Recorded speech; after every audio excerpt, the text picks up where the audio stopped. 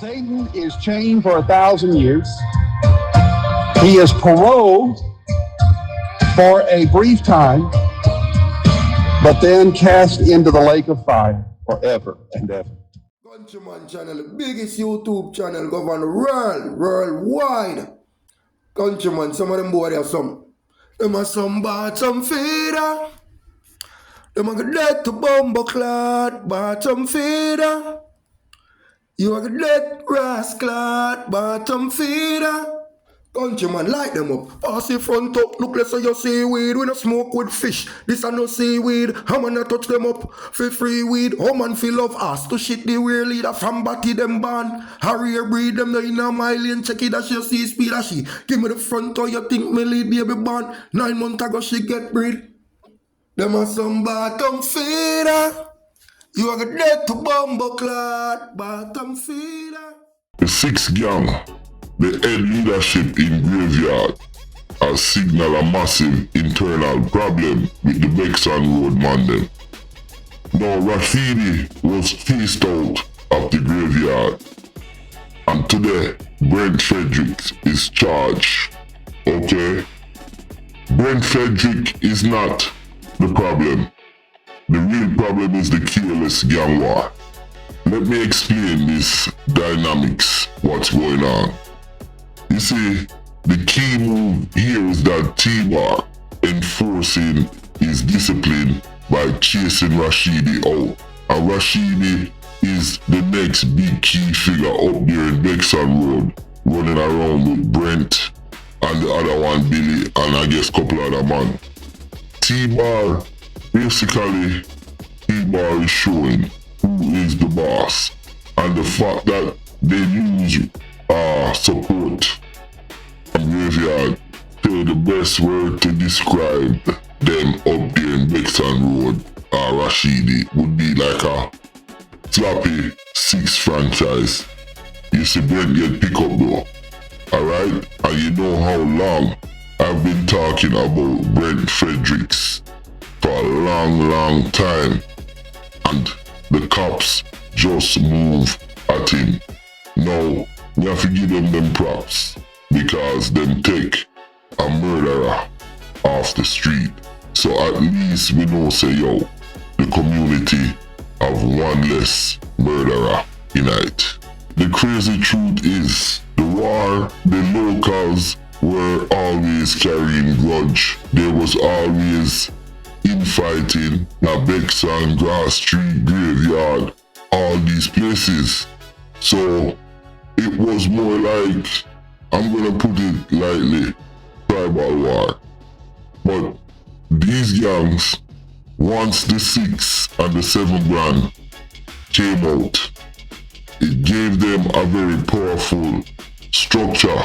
So it gave a powerful structure to a small local St. Lucian gang. And these little gangs, they were operating on peer grudges in terms of gang war. I'm gonna tell you what makes no sense. These little wars that's been going on in St. Lucia for years and years and years, the proximity of these rival so-called neighborhoods is so close. It makes the war so personal and more intense. Look at the picture right there. It's BEXON Road, and we did a Google distance search, and from BEXON Road to Mark Road it is 8 minutes walk, you know, and this makes no sense. And when you add the 6 versus 7 grand rivalry, the place is nuclear. RASHIDI is chased from Grass Street. Other rival gangs them, you know, because remember Grass Street are 6. So the other gangs them, whether them 7 lean back them, scarecrow them, they're watching, you understand, and they know that, listen, he has no more support. The fact that TBAR chased RASHIDI out of Grass Street do you think it's gonna shift the focus of this war to a strategic one? I have the answer for that. No. TBAR just run him and the pussy they are scatter all over the place. If I was him, I would turn myself into the police because I think he would be safer in jail. With that said, I am moving right along. And, you know, it's like this. The major question. Let's analyze this. Now, in this series of video I'm talking about BEXON Road. One of the major protagonists is a local figure in the community, RASHIDI. Now, many gang members them live with their families and they live in the poor area. You understand? They have no money. The gun they use, you understand? The powerful black market weapon, you understand? That costs thousands of dollars. We must ask ourselves this. Who is paying for the supply of guns and who is giving guns to these dibby young men? That's the question I want to ask. It's that time again when it's the time for me to drop the song. You know, true we talking about BEXON Mark Road area. Me have to drop the song Hotter Eat, cause that seems like it's the BEXON Road song. It's the anthem for that area. All courtesy of Countryman Records. And remember, if you need to download the music, just click in the description below. You can join the channel membership, you can download music, and you can also join the WhatsApp group. Without further ado, here is the BEXON song, Hotter Eat, and after that, I'm gonna come back, interject, round up, and finish this video. Let's go.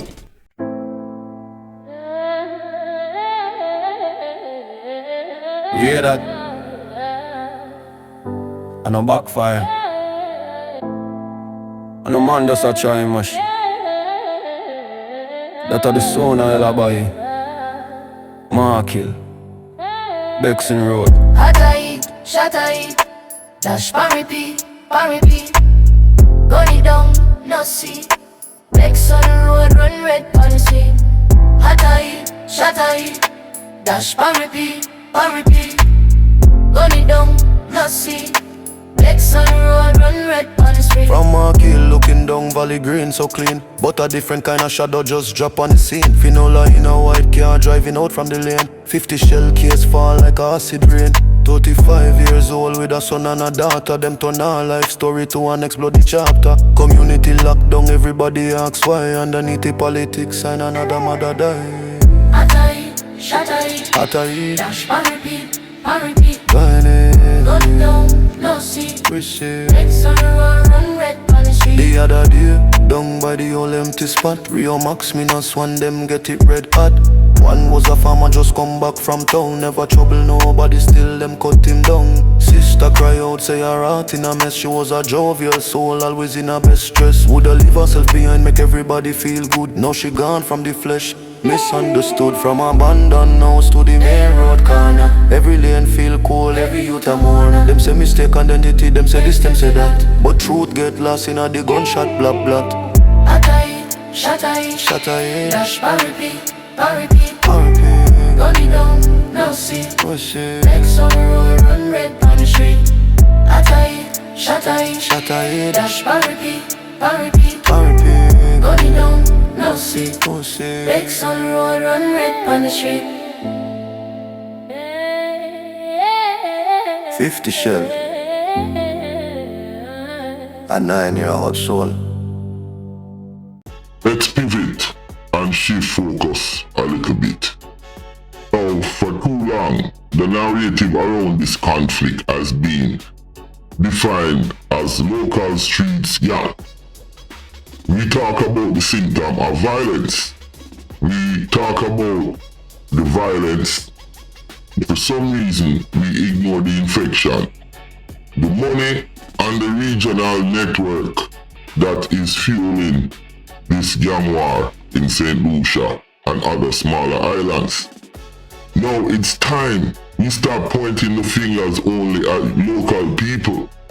And the truth, most of the complex and threatening truth lies beyond our borders. I want you guys to understand what I'm saying. Most of the complex and threatening truth lies beyond our borders and in the shadow of high financiers. When we look closely at the fingerprints, they don't just belong to local gangs like I said earlier. It really stretches across the Caribbean. It leads us to specifically organized crime syndicates in places like Trinidad, where logistics are streamlined and the connection run deep. We're not just fighting local turf war, in St. Lucia and them little small Caribbean islands. We are fighting a much larger thing, a more dark regional operation. We see it with Yo Killer. We see it with World Boston in Trinidad. We see it with Dango. We see all these players and boom, we know what they do. I have documented this years upon years. So the real power is not so much the money in the mosque. It's the hidden OGs, the financiers, the backer, the so-called legitimate people them. You understand? That is what fueling it on both sides. The cartel Trinidad syndicate side and on the side in St. Lucia, the smaller Caribbean islands. This is the most dangerous aspect of these regional conflicts, or these conflicts in these areas and this country. It is not just about stopping the next bullet.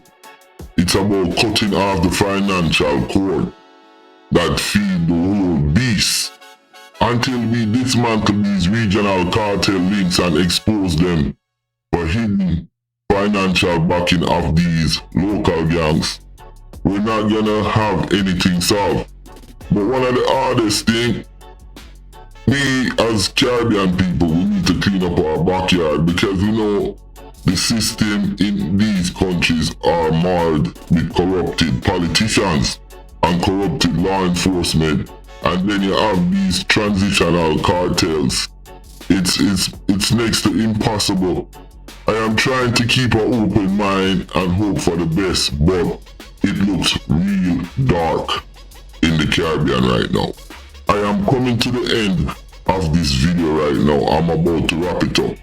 So what I'm asking viewers and subscribers to do, share this video and force a wider conversation, or pressure your local politicians in these regions to give us better security and to stop the flow of guns and drugs into our region. More videos coming. Andrew Purnell, me not forget about you. Listen, my name is Countryman. Don't forget to like and subscribe.